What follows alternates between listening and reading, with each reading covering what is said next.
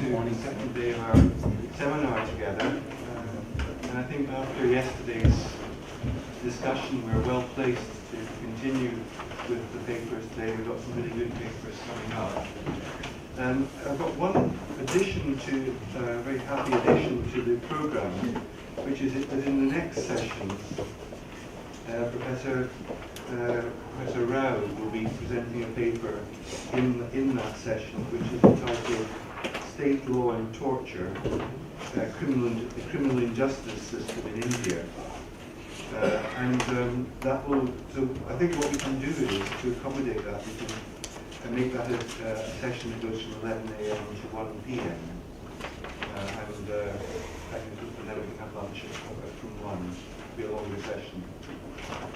But the first session this morning, I'm delighted to have a session on gender and critique of criminal justice. And we start with Dr. Ashley Tellers, who's going to talk on criminal justice as repression, why criminal law wars is the long route towards justice for sexual minorities. So before I start, I wanted to thank Professor Bajpai for inviting me to this conference. I'm not a law person, and so it's exciting that one is called to a law institute when one is not a law person. I also want to thank Professor B.V. Pandey, who also recommended me, and Latika, who organized a conference last year on criminal law, sex and death in criminal law, where I presented versions in some sense of what I'm also going to do today. So, to start right away, the articulation of the rights of, and this is, I'm going to read just the first 1 or 2 pages, and then try and do the cases actually through point form so that we can save time and leave more time for discussion, and then read maybe the last few pages of my conclusion so that I try and finish within 20 minutes. But I want to read these first 2 pages and somewhat slowly because I want these first 2 pages contain really the crux of my argument. And I want that to be clear because it's a somewhat complicated, somewhat multi-layered argument. The articulation of the rights of sexual minorities through the law in India has involved repression at many levels. First, it has repressed the history of its own emergence at a particular historical moment, which is that of neoliberalism. And Ratna Kapoor made this point. Yesterday about how we have to understand the question of carceral feminism in her case in the context of the neoliberal movement. That's what I'm saying right now about LGBT too. That the whole idea of LGBT as a movement really emerges in neoliberal India, in liberalization India in the 90s. And there's a reason for that, and there's also a series of effects of that, which I'll be talking about right through the paper. Second, it has repressed its own class, caste, and gender locations, erasing the complexities of same-sex cultures in India in favor of a sanitized and homogenized construction of sexual minorities as pure victims based on a behalfist politics or pure liberatory subjects awaiting liberation. And here clearly my critique is of Naz, which I will come to in a moment, of the Naz judgment. Third, and most importantly, it has repressed at its own cost law's relationship to the social, constructing law as an abstract and rarefied realm above the social, which can miraculously redeem those victims or purely liberatory subjects. And that's again linked to Ratna's point yesterday, and I'm happy that she's not here, but linked to Ratna's point yesterday about why do we go to the law first, and what does it mean when we go to the law first. Fourth, it has repressed the histories of struggles by various marginalized groups in constructing the legal as the motor of change, leaving the structural hegemonies of class, caste, and gender untouched, which is linked to the same point, which is point 3, which is that you can't change the social through law. You have to work with the two in tandem. And finally, my last point, it has repressed the othering immanent to criminal law by forcing the sexual minority subject into the criminal frame. So I'm talking about the criminalizing. The moment of emergence of the same-sex subject is a criminalizing moment, othering its voice with its own as that of the savior, that is law's voice as the savior, rendering it unable to articulate itself as a law-making subject. So the queer subject or the LGBT subject, I don't like the word queer, which you will know why in a moment, is not a law-making subject in India, it is a criminalized subject. In this paper, I hope to unpack these repressions and examine their sources, assumptions, and effects. I do this unpacking in favor of a twin project of working towards an agential law-making sexual minority subject and a criminal law in touch with its own unconscious. Indeed, I argue that criminal law need not have the repression of its own unconscious, which is the social unconscious, as immanent to its structure, but in fact needs to expand its domain by engaging with its own repression of that unconscious. That engagement will produce a thicker, deeper, fuller account of both the law and the social. I am not among the people who argue that the law has no unconscious and can never have an unconscious. That it is fundamentally oppressive and merely an instrument with which to poke or not poke the social. I'm not an innovative amendment, in effect. I don't think that the law is useless. I don't think the law is that something we don't need. I am back to Spivak's point, which Ratna reiterated somewhat differently yesterday, which is the law is that which we cannot not want. You begin with the law. You have to engage with the law, is my point. Instead, I argue that law's unconscious is the social, and we have to tap into that unconscious to make it more powerful, just as in psychoanalysis, we tap into our unconscious to become more aware. Thus, the immanence I spoke about at the start in criminal law is not immanent to criminal law per se, but only to criminal law in its present form. And I want to talk a little about psychoanalysis before I proceed to Naz, which is that I want to explain to you where I come from in psychoanalysis and why psychoanalysis, which has been talked about from the very start with Professor Norrie opening the conference, is something that we need to understand historically.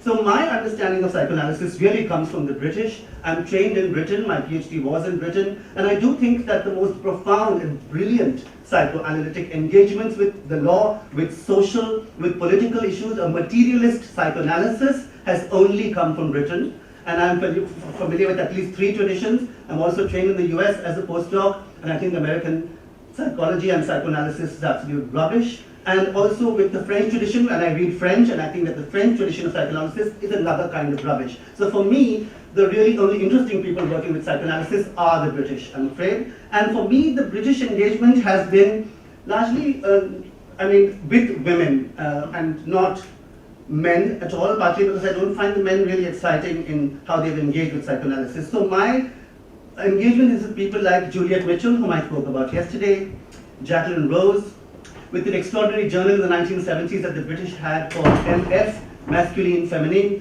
which came from feminist psychoanalysts like Parveen Adams, Elizabeth Cowie, a whole bunch of extraordinary British feminists who engaged with psychoanalysis. And this is my critique of Professor Alan Norrie and his colleagues, that in fact they don't engage with these women at all. These are British men who don't engage with their own women. And also the extraordinary Gillian Rose, whom I end this paper with, actually a colleague of Professor Alan Norrie at Warwick, an extraordinary figure who has been completely neglected by both psychoanalysts and philosophers and legal theorists, but in fact she wrote one of the most extraordinary books, I think, in the 20th century on law, philosophy, ethics, love, and that is Gillian Rose, the sister of Jacqueline Rose. And then latterly I also want to acknowledge my debt to someone like Alan Norrie, whom I feel I have read with great benefit, partly because I don't understand why legal theorists don't engage with psychoanalysis at all, and at least Alan Norrie has begun that process. So latterly and belatedly also Alan Norrie. Let's start with Naz. So with Naz, I don't want to read the whole section of Naz. It's a long section, and it's a section that takes too much time. So I will just go through the points quickly. It's a critique also that I've made ever since the judgment happened, but it's a critique that has had no voice, actually. We've only had mindless celebrations of Naz from everywhere in the world, including otherwise rather intelligent men like Upendra Bakshi, who also has stood by Naz somewhat uncritically and unthinkingly, in my opinion. So we have had nothing but a celebration of Naz as the most amazing judgment around, which it is not. I am arguing that Naz is one of the worst judgments to have happened in contemporary legal history, and I will explain why. So my first point is that you have to understand the whole unarticulated class, caste and gender dimensions of the Naz judgment and of the queer movement as a whole. This is a movement, as I've told you, that starts in the neoliberal movement. It starts as an NGOized movement. It starts, and I don't even want to call it a movement, because a movement is something which has a social base, which starts on the ground. The LGBT movement was airlifted from the US, literally, and dropped in these parts. In fact, one of the great jokes about the NFIW, the women's organization of the CPI, saying that Bill Clinton bought AIDS with a suitcase, when he came to India in 1994. It's quite an extraordinary account of how AIDS came to India. But certainly that's how the queer movement came to India. And it emerges in that moment in a certain class, necessarily because the NGOized class is a certain class. It is not a class on the ground.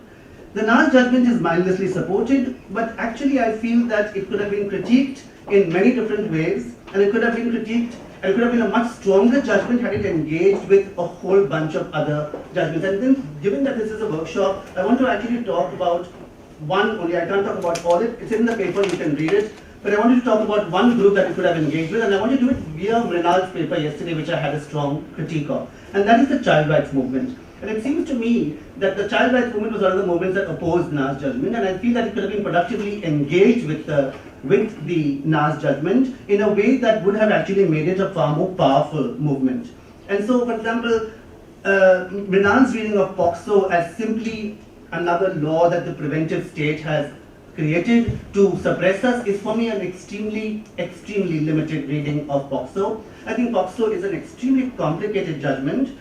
You have an appellate court judgment, for example, which tells you where the judge at an appellate court level is saying that POCSO is a highly problematic judgment. This is a case in Bengal of a young boy and a girl who ran away and of course came abducted, charges, habeas corpus, whatever, the standard stuff that goes on. And this judge in an appellate court is saying the state has no right over our bodies. POCSO is fundamentally an unconstitutional law. And so therefore you have a rift from within the law on POCSO, which Mrinal could have used far more productively than to make the banal observation that it is something that nothing but a preventive law that is symptomatic of the new Andrew Ashford preventive state. So things like that could have been far more useful in the using of. The second big critique that I have of Nas is a colonial judgment. It's all about the march towards modernity. What is the basic point of Nas? This is back to Amit Binder's paper yesterday, where he brilliantly showed how in the death penalty arguments, in the civilizational thesis, we are the uncivilized barbarian nations. The white guys are the amazing guys who know everything about death penalty. Same with sexuality. Those are the guys who are all LGBT already and totally cool. We have to catch up. Literally, the term is catch up. We have to catch up with modernity. That is Nas's deeply colonial and repulsive logic in that judgment, all 125 pages of it. Then, the next point, and ironically enough, by the way, I want to quickly add, ironically, all the judgments it cites, while making the point that we should catch up, all the arguments it's making also is about how we don't have to follow the West at all. Our understanding of sexuality is different. We have always been LGBT. We have always been amazing. So make up your mind. And then again, all Western judgments to show how we should catch up. So I'm very confused by the Nas logic. The Nas, I think Muralidharan is one of the most confused judges I find in the history of modern legal India. But anyway, we'll go there on another day. We have a plethora of Muralidharan judgments. In fact, I feel like when I was teaching English in a law school, I wanted a series of judgments ranging from V. Krishna Iyer to Markandeya Kaju to show how to not write a judgment, how badly to write judgments. We need a book on Muralidharan to show how progressive judgments are deeply regressive actually. But we'll do those books later. For the moment, I want to make the next point about Nas, which is the point of class. That Nas is a class-based judgment. It is a judgment only, and not just class, it's about men. Women are mentioned twice in Nas in 125 pages. One is the wife of a Koti, and one is some unnamed invisible lesbian. Women don't exist for Nas. And this is why I think Kaushal is a much better judgment. Women at least exist in Kaushal. And a world without women is truly frightening in my opinion. But anyway, NGOization, I've already made the point. They use NACO as an ally, which I find very strange. NACO, there's no real difference between NACO and George Bush. Both of them are all about abstinence. Both of them are all about how you shouldn't have sex at all till your marriage. Both of them are deeply conservative. And here is this great progressive judgment marching towards modernity, saying NACO ko bhi saath leke chalte hain because let's do whatever we can. This is called legal strategism, I guess, but it makes no sense. Then, of course, it sets up the beautiful, highfalutin language of public versus constitutional morality. I don't need to talk about constitutional morality because it doesn't exist largely. There are wonderful critiques that have come up within the field of jurisprudence itself, like Pritam Barua's fantastic essay on logic and coherence in Nas, which shows that there is no logic or coherence in the judgment on its own terms. But there are other critiques of the judgment also, which I don't know why Professor Upendra Bakshi has not read. But anyway, we come down to the question of the question of privacy, which I feel that privacy, again, no one has actually questioned this idea of privacy. Usha Ramanathan is using it so beautifully in Aadhaar. extremely problematically. Privacy does not exist outside class and caste boundaries. In fact, the whole question of Nas, first of all, Nas didn't decriminalize homosexuality at all. It simply read it down to say that people in their private bedrooms of the same sex can have sex. But hi, they were having sex anyway. You have a bedroom, you have sex behind the doors, who's going to arrest you? Why did we need this profound judgment that is changing human civilization to tell us that we can have sex in the bedroom? We need a law for hijras who have to have sex on the road, who have to have sex with the police because they are beaten up. And Nas doesn't cover them at all. Then there's no, as I said, there's no women, so there's certainly no lesbian in the Nas judgment at all. And I think again, what we are missing from our accounts day to day, even in yesterday's conference, is a question of legal ethnography. Please do some legal ethnography and see on the ground what this judgment means. I'll give you a small anecdote from my fieldwork. I was in Kerala at the time of the Nas judgment, and I was walking around with a Kerala lesbian activist, the greatest, most prominent activist who ran a group called Sahayatrika in Kerala at that point, and that's one of the most famous group. She's a Canadian Malayali lesbian. So we are walking, and she of course loves the judgment. She thinks it's changing her life, and she woke up in the morning dancing and singing, "Ki wow, kya judgment hai?" And we're walking on the roads, and I'm telling her this is a vast judgment. And we're walking, and then we meet lesbians, okay, like working class Mallu lesbians. We meet them on the road, and the prominent activist is telling them, "Oh my God, did you read the papers? 377 has now gone." And they're like, "What is 377? And so she then explains to them in her very broken Canadian Malayalam, she explains to them what is 377, and they're like, "How does it matter? Doesn't change our life in any way. Are you getting any concrete benefits? Is it changing our life in any way? Sorry, bye." And they walked off. And I was vindicated, and I felt delighted and happy. And the activist was so terrified, she left the last judgment on the steps of the road that we were walking on. So that was beautiful for me. So my point is that the last judgment, which is claiming to be this most extraordinary judgment that has changed the world, actually changes nothing. And I want to read the last 1 or 2 pages of my last section before I go on to caution. So, this is page 10 for those of you who have the copy before you, which is, does the reading down of section 377 to now make private adult consensual sex between any two people legal make any difference to anyone then but the privileged gay man? The NGO lobby has got private consensual sex exempted from section 377 and we are supposed to celebrate. But who is this we? Urban gay boys? Yes. Urban gay girls? Maybe. MSM, only the ones, MSM is the NGO terminology for men who have sex with men. It's an epidemiological category, not an identity, but never mind. Only the ones with urban NGOs. What difference does it make to a Dalit woman in Thrissur, the woman I engage with in my fieldwork, struggling to be with her female partner against pressure from both their families, her conformity-inducing workplace, both are also CPM party members and cannot talk about their relationship, the mocking community and the fascist state? What difference does it make to the transgender male-identified woman in Kottayam and his Dalit woman partner? The judgment talks about the inclusivist nature of the constitution, yet does not include several figures like the ones above who come within the same-sex rubric, let alone allies. What difference does it make to a heterosexual female sex worker who may be HIV positive? To the single economically poor mother whose child might be HIV positive? To the single woman per se? These are not rhetorical questions. The case could have been built and argued in such a way that all these figures, the hijra, whom I just spoke about on the ring road in Delhi, the same-sex loving woman, usually lower caste, Adivasi, rural, the sex worker, male, female or hijra, the trans woman and their lives would be part of the argument, would be made to matter. We may have lost the case, but it would be a struggle that was worth it. We could continue fighting. We could do what the judgment cites Ambedkar as calling for, building a true constitutional morality. Instead, what was effected was the subsumption of all complexities, all productive antagonisms into the unifying queer subject, validating itself through law.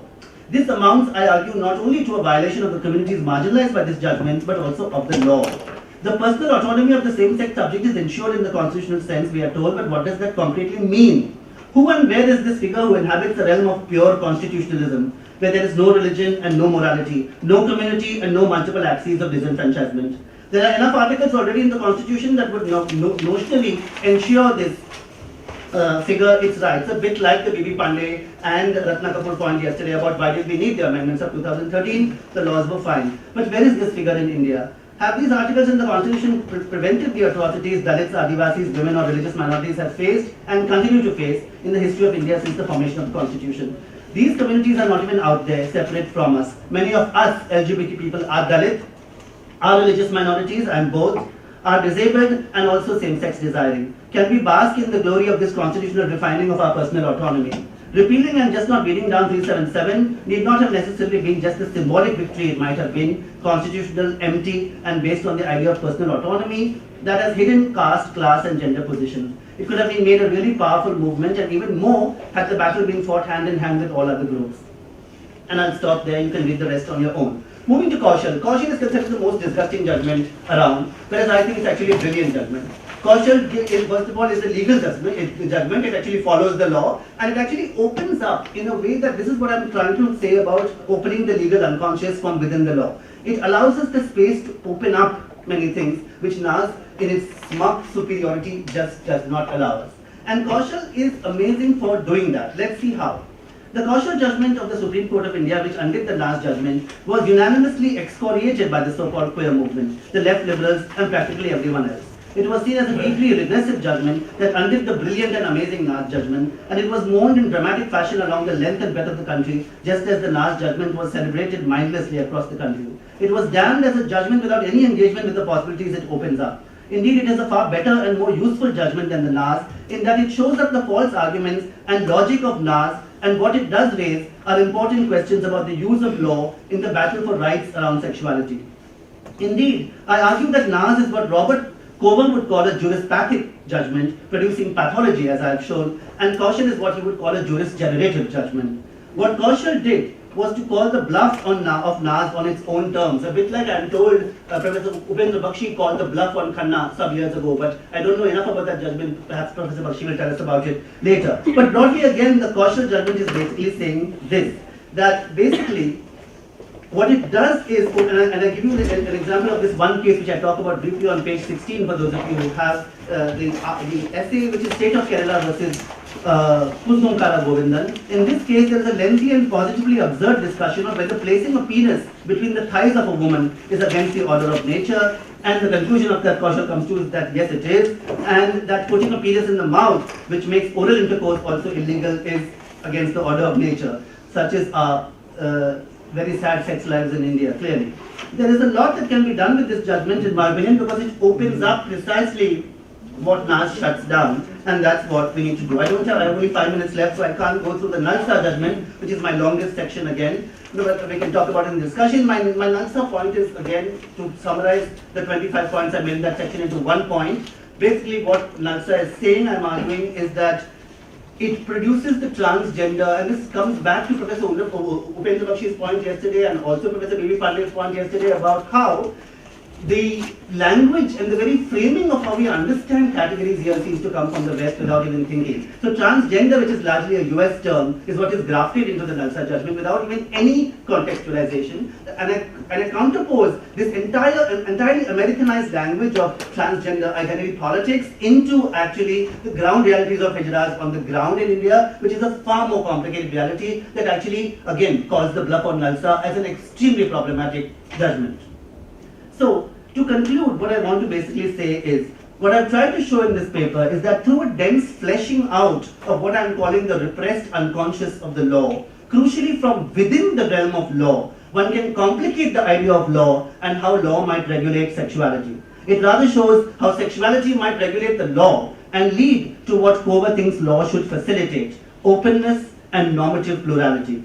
While Cover's own liberal politics does not allow him to develop that plurality in a radical way, I counterpose Cover to Gillian Rose. And I can't, again, I don't have the time, I have 5 minutes left, but I wanted to tell you about Gillian Rose's extraordinary work, particularly in the book Mourning Becomes the Law, where she offers both, and this in some sense comes back to both Professor Upendra Bakshi's and Professor B.V. Pandey's preternatural dislike for theory, part of which I share and part of which I don't share. As a younger generation person who has taught in Delhi University for more than 15 years, I have fought lots of these dinosaurs who hate theory and who hate political philosophy, but we are in a critical theory workshop, and I think that we have to really learn to historicize theory, and Gillian Rose does it brilliantly. Actually, both Professor Bakshi and Professor B.V. Pandey would be happy with Gillian Rose, because she offers a critique of postmodernism that is coming back to Professor Alan Norrie's point, which I want to end on the question of metaphysics and love. And I think these are the two most important ideas, except that I, unlike Professor Alan Norrie and his colleagues, would certainly not go to Roy Unreadable Bhaskar for them. I would rather go to Gillian Rose for them, because I feel that she understands both the questions of metaphysics, which I'm very glad Alan Norrie has come back to, because I think, and that's Gillian Rose's main critique in the book, that we have, when we lose the question of metaphysics in the question of ethics, then we lose everything. So the point of metaphysics, I'm very glad Professor Alan Norrie is coming back to, except that I wouldn't come back to it in the same way that he does, not via Roy Bhaskar at all, but via Gillian Rose. And the second point about love, where again, certainly Professor Alan Norrie and I do not share the same idea of love, because my idea of love again comes from Rose, and from Rose's critique of Derrida actually, which Amit Bindal did not actually engage with at all, and should perhaps in his later developments of the paper. And that idea of love and the metaphysics has nothing to do with the spiritual, has nothing to do with religious, but to do with the ethical that actually engages with the deepest questions that have come from Western philosophy. Thank you. Thank you very much. And now we move on to Rachna Chowdhury, whose topic is Upholding Law and Horizontal Radical Change. Thank you, Professor Norrie, and I need to thank you because I sent my abstract to you. So that's the reason I sit here today. And like Ashley, I'm going to talk about another criminalized subject of law, and I'll be focusing upon judicial construction and treatment of the prostitute or the sex workers. These are the terms interchangeably used in the judgment, so I'm evoking those terms, and of course fully aware of the politics behind the usage of both of these. And this I would do through select judgments only, pronounced by the Supreme Court during the last 50 years. And to begin with, I've taken one judgment from each decade, starting from the 60s onwards, but it's part of a larger project in which I'll take more cases. And the larger time frame has facilitated a mapping of the discursive shift that can be read from the judgment, including the use of the term prostitute till the 1990s to the sex work. And this is, I found the term sex work in only 2011 judgment. One wonders if this shift is symbolic of change or a repackaging of the regulatory framework followed in India vis-a-vis prostitution. That remains to be seen. I've also briefly taken up an analysis of the bar dancers case, even though it's not explicitly focused around about questions of prostitution, but implicitly it deals with those questions. And one is not, in between, this is because I need to clarify the fact that the version that you have in the booklet is slightly different from this. The political theorist in me has attempted to do a reading of the fraught, seemingly at least, a relationship between the executive and the legislature, which I'll avoid, skip in this particular presentation. And the state is not being seen here as a monolith, but a set of institutions, units, practices. And the legal domain opens up as a crucial site of producing modernist nationalist masculinity as public spirited lawyers and predominantly male judges rescue these fallen women or their children, depending upon the case in question. And all this while androcentricity, misogyny, paternalism, and sexism inherent in the law remains intact, which would be clear through the judgments that I'll take up. The prostitute in that sense is both the effect of discursive power and what McFain and Australian feminist criminologists calls the elements of its articulation. Law thus simultaneously emerges as an instrument of social transformation, also a tool of social control, by creating a culture of muting marginal voices. In addition, it also performs the function of rhetoric, thus rendering itself redundant, as Ashwini Tambe points out. And the initial sections of the paper focus upon a thematic analysis of the judgments, and the last section highlights the need to incorporate feminist perspectives to rethink the hegemonic heteronormative notions of sex, consent, agency, choice, work, desire, chastity, and motherhood.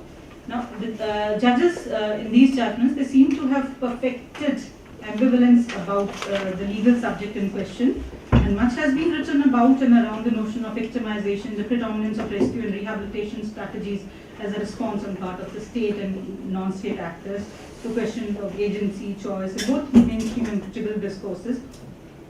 But my focus in this paper is to critically look at the language in which these expendable bodies are being described to both produce as well as affirm their victimhood and thus justifying state intervention. And by using terms like fallen victims, unfortunate fallen women, unwilling participants, and involuntary victims of compelled circumstances, the judges are very well able to achieve that. This ambivalence is evident in a 1975 judgment, Chintan J. Vaswani, where the judge described the men found in a bar as willing male victims who were being seduced by the girls soliciting carnal custom flit. And these male victims were alternately described as takers of virginity who sip every flower and change every hour. The ideas about loose women date back to earliest ideas in mainstream criminology, wherein female offenders, including prostitutes, were treated as biological throwbacks. And the implication being that prostitutes were considered to be oversexed and shameless, and hence the males are victims of the temptress, like the males in this particular judgment. The judge wrote, not for dramatic effect, but to sting social conscience, we set out the tragic story of this case, and the manner in which he goes on to describe the scene in the bar during the time of the raid is far from being tragic, and the seemingly well-meaning judge ends up objectifying the women assumed to be prostitutes by further denying them dignity. The adjectives used to describe the bodies of these girls and women found in the bar, like luscious figure, flower, young flesh, scantily clad female flesh of sweet 17, are almost titillating. Carlson rightly points out, in the legal text, the evidence, the voice is exclusively male and the body is female. And this is Justice Krishna here. And one can imagine, in this gathering at least, one need not mention his contribution to jurisprudence. And this is the best of our men. So we can imagine what the rest would be like. It is a difficult domain, as the figure of the prostitute challenges the binary of offender and victim, collapsing both into a single entity. And there seems to be this organic link between depravity, between poverty and moral depravity. Like in Vishaljeet, it was pointed out that many unfortunate girls in full bloom were being sold in various parts of the country, even by their parents, due to acute poverty and unbearable miseries, also in the hope that their children would be engaged only in household duties or manual labor. Now here the family is being exonerated from the charges of pushing their own child into prostitution. By redefining need as poverty, this sort of helps in normalization of the defendant by the lawyers, since need happens to be a subjective category and not a valid ground for lenience, while poverty is a social category over which the individual had no control. So these families were helpless families. The blame is then shifted onto the pimps, brothel keepers, and brokers of flesh trade who entice the girls or kidnap them. The trafficking is cited as a major reason forcing unsuspecting women and girls to enter prostitution. Other than the fact that there are multiple reasons, this understanding of all trafficking as leading to sexual exploitation is problematic, as theoretically it leads to this sort of reification of gender stereotypes about women's purity and helplessness, and also the practical aspect of such conflation leads to invisibilizing those trafficked for other purposes and hampers developing a perspective for sex workers' rights. These judgments, as I pointed out earlier, in that sense establish moral depravity as almost compulsory adjunct of poverty, and which also facilitates the grounds on which the judges take on the role of moral crusaders. A distinction between, I'm skipping the description because of paucity of time, so a distinction between the conscious self and the body as a commodity is being made in a Cartesian vein. When terms like submitting bodies, flesh trade are used, this dualism gets reiterated and reinforced. It is also stigmatizing old age sex. The sexagenarian with a plastic smile seems to be the epitome of torture inflicted upon these young bodies. As far as the micropolitics of zoning is concerned, this judgment is also about marking space that is available and not available to certain people, behaviors, identities, choice, and activities. Like in Chintan Vaswani itself, the provision about prostitution taking place within the so-called offending distance of 200 yards were interpreted quite liberally. And the reason why the judge did a liberal interpretation, he claimed, was to ensure moral hygiene in the locality, and it was almost equivalent to moral scavenging operation or a fumigation process. Justice Krishna here, obviously. A clear binary of rich oppressors and poor victims is reiterated in successive judgments. Trafficking and prostitution is phenomena are much more complex than these simple renderings. In other cases also, the judges lamented what was once restricted to certain areas of human habitation has now spread into several localities. A lot of planning goes into defining, constructing and maintaining urban spaces as bodies and desires are distributed in specific ways to maintain the binary of licit and illicit. And moral regulation of public spaces has been at the core of the sort of prostitution laws that we have had, which prohibit soliciting. That is how the speciality of sexuality is maintained. Now, in other judgments, the anxiety to reproduce the nation is evident. Like in Gaurav Chen, the judges were to respond to a PIL asking for direction in case of children of prostitutes being removed from brothels and put to separate educational institutions. The law here makes a distinction between promiscuous mother and the non-promiscuous mother, and the children are to be protected against the non-promiscuous mother. The focus of the court was on young girls whose mind and body are likely to be abused with growing age for being admitted into the profession of their mothers. This assumption of only women and girls having bodies that can be raped or prostituted is a dangerous oversight, as all bodies are rapeable. Just as an aside, my father at this tender age of 72, this was 2 years back, he faced Adam teasing for the first time in his life near the metro station in Delhi University. So we still live by the assumption that only women and girls can be raped or abused sexually. Now, from the definition of a prostitute as a woman offering herself promiscuously under the old act to the use of the term persons in the present one, the effect of law has barely changed. The premium placed on children as future wealth and citizens of the nation is evident. Latika yesterday problematized this universal category of the child marked with purity and asexuality as the hallmark. The judges cited various provisions of the Juvenile Justice Act which were relevant for taking care of the needs and rights of these neglected juveniles as defined in the judgment. Of course, now we call them children in conflict with law. We have been sensitized and the category of the juvenile has been sanitized. The emphasis on using the 3 C's, that is counseling, cajoling, coercion to educate and rehabilitate these children, was emphasized. The prostitute as the marked subject of law is time and again infantilized by taking away her power to take decision even in personal matters. The exploitation of women in the name of customs of Devdasis, Jogins and Venkatans was decried by the court. It was also pointed out that most of them belong to either the scheduled castes or scheduled categories or OBCs groups. This was reported as a matter of fact, and the need to make a connection between caste and these customary practices was hardly felt by the court. Our Kalpana Kannabirans, Janki Nair, Sharmila Rege, Sumanta Banerjee and others, they might keep producing illuminating work around these figures and practices, but our judges remain in doubt. One also wonders, do they fear the lights? Further, the court observed recent trends since that ladies from higher levels, this is worth listening, ladies from higher levels of income are initiated into the prostitution to sustain sufficient day-to-day luxurious style of life so as to ensure continuous economic support for their well-being. And in the same judgment, it is also an inevitable consequence that over the years, the fallen women are accustomed to certain lifestyle, and in terms of expenditure, they need certain amount of money for their upkeep and maintenance. Interestingly, these women are conveniently pictured as living in squalid conditions, as evident from the earlier judgment, and might also very well serve as the icon of neoliberal consumerism. And this is why Amita Dhanda cautions about the conferral of precedent value to role stereotypes and judgments, and the fact that there has to be cautious judicial endorsement of them. This construction of the prostitute as freely consenting and economically active subjects comes in handy in absolving the judges and the state of the responsibility to ensure their well-being. As far as desexualizing these very much sexual subjects is concerned, judges often cite from works of literature, cinema, poetry to strengthen their arguments. Like in Gaurav Chen, the judge started off by writing, "Felity, thy name is woman," was the ignominy heaped upon women of Victorian era by William Shakespeare in his great work Hamlet. The history or sociology has, however, established the contrary.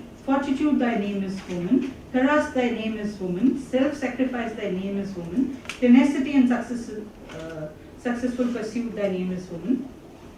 And they go on.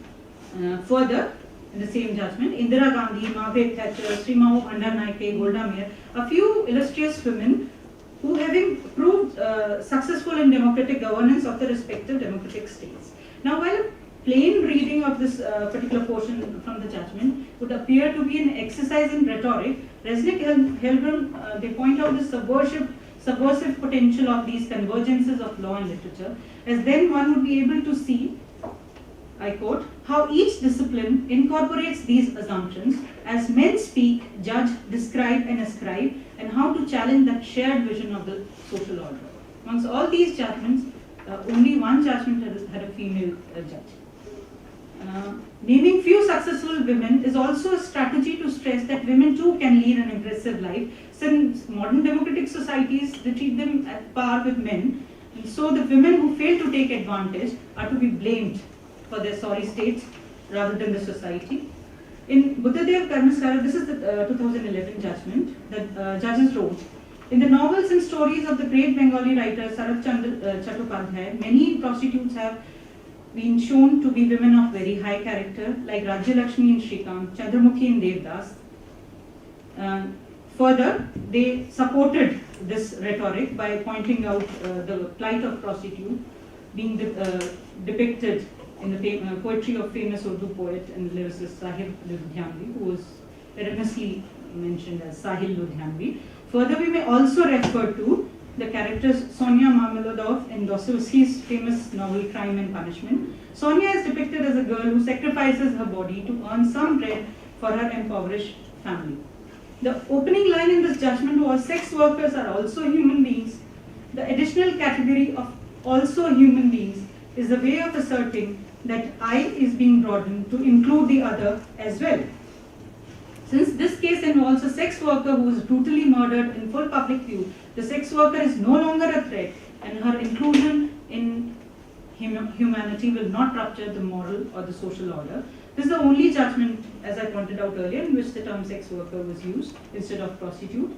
And death seemed to have purged the moral impurity of the deceased and to indeed restore her as a human being, despite being a sex worker. Alibis of prostitutes with strong characters were sought. By citing these old literary texts, I feel the sex worker gets established historically, as presenting her ahistorically somehow implicates the present regimes. The transnationality attached to such descriptions makes the narrative more authentic without mentioning the structural specificities of different cultures. The judges are also employing these literary alibis to ensure what Worrall calls reproduction of consensus, that is, building up a sort of commonsensical understanding of the prostitute. These women have gone against the givens of law as well as gender roles, and hence their femininity is to prove rather than assume, which can be done by mentioning such characters. There seems to be no private life for these public women, as the paternalistic state takes it upon itself to help these helpless and hapless victims by finding genuine bridegrooms to give them real status in society.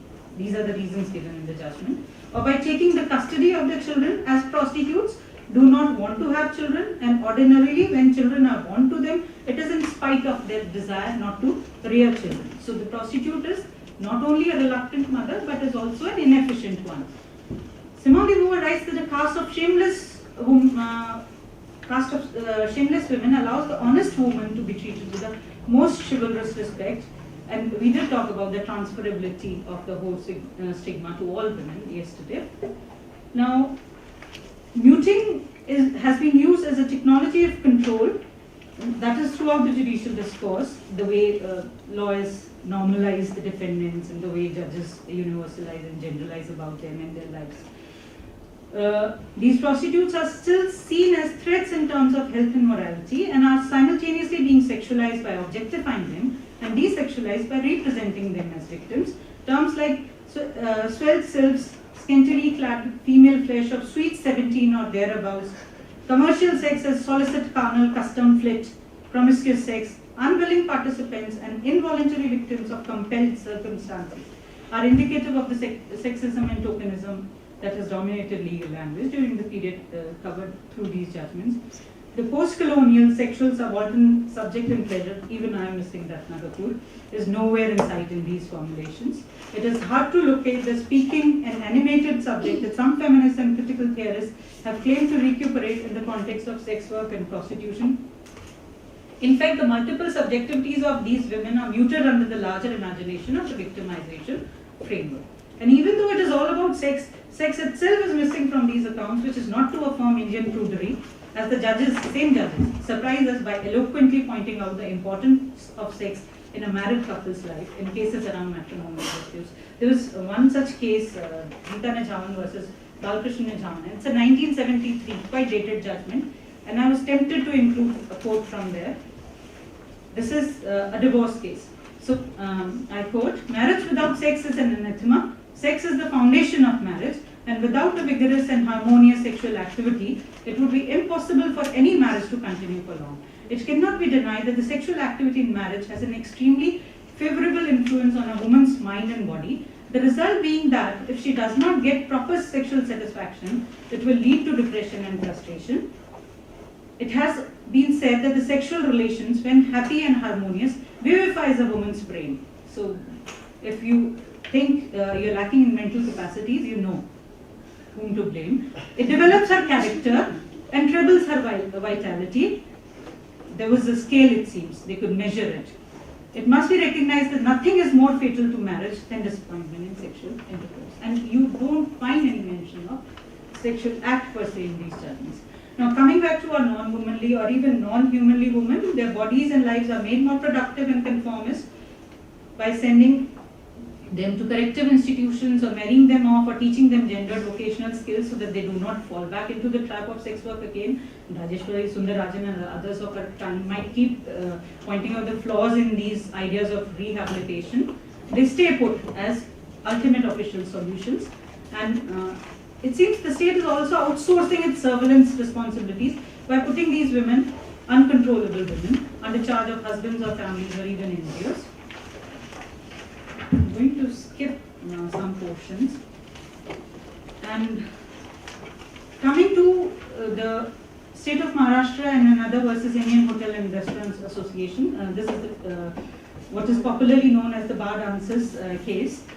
Also, in this case, an appeal came up against an amendment. I think most of us would be familiar with the fact that dance in these low-end bars were banned, and of course, exempted category comprised of Gymkhana clubs and other elitist such places, 3-star and above hotels, etc. So the court questioned this. The court questioned this differential treatment and was of the opinion that rather than imposing the ban, the state government and the legislature should have adopted measures to ensure the safety and improve the working conditions of the persons working as bar girls. And similar sort of an evocation had happened in Anushkar in the state.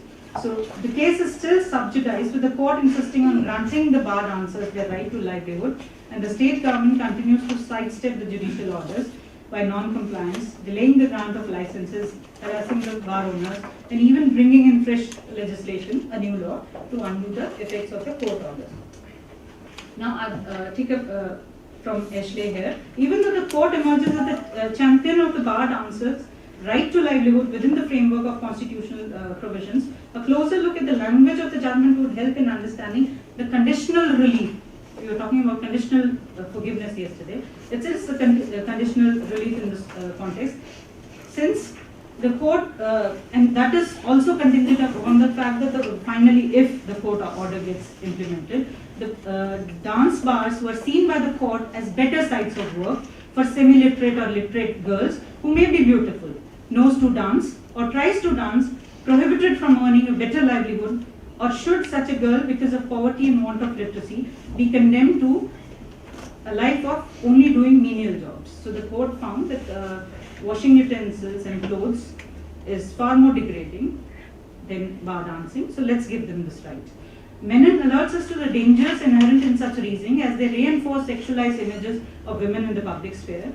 In addition, the court is allowing a sanitized dancer only to return to the bar, So they are to be properly clothed, there would be railing around the dance floors, and they have to maintain a dignified distance from the clients, and the tips and all would be handed over to the men, the manager and others in charge of that place. Now one wonders whether feminism in this entire repackaging of justice, because if one looks at the arguments presented in this particular case, the bar dancers case, the terms of discourse seem to be changing discernibly, even though the dominant frame remains that of morality and obscenity. Catherine McKinnon's work has been evoked to argue in favor of the ban. The selective appropriation of a voice from feminist world lends credence to the pro-women stance of the lawyer and also sounds politically correct way of arguing in face of a remarkably visible sex workers movement. Sutherland, while analyzing the limitations of McKinnon's conflation of women with commodity, points out that women's status as commodities rather than authors of those commodities ultimately forecloses the possibility of consciousness raising and of praxis. And rather than simply borrowing from Western feminist formulations around prostitution, we need to also look at the work done in Indian context specifically, and a substantial body of work exists. In fact, Gitanjali Ganguly has roughly tried to categorize the responses of women's movement, other feminists, to the prostitution question in 3 ways: silence, thought and choice, and the third one.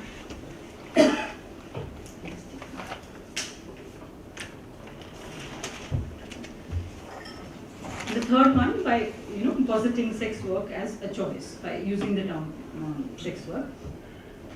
While the first two approaches seem the dominant approaches, they have validated and have been validated through feeding into and reflecting mainstream patriarchal views on prostitution. And the third approach obviously has its own problems, even though it appears to be the preferred perspective.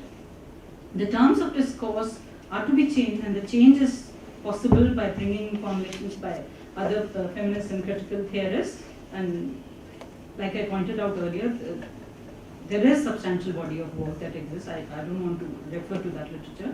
In fact, critical voices from both inside and outside the legal sphere, academia and social movements have been quite sharp and incisive, right from the days of the open letter to the contemporary times, but have failed to reach our judges and their judgment. It is then the combined burden of legal fraternity and critical scholars and activists to reiterate the critical readings in various forums, this forum being one such, so that they become a part of the discursive regimes that contribute to construction of the figure of the prostitute. Then only the displacement of the existing stereotypes or the hegemonic scripts is possible, which is essential for a more inclusive judicial system. Thank you.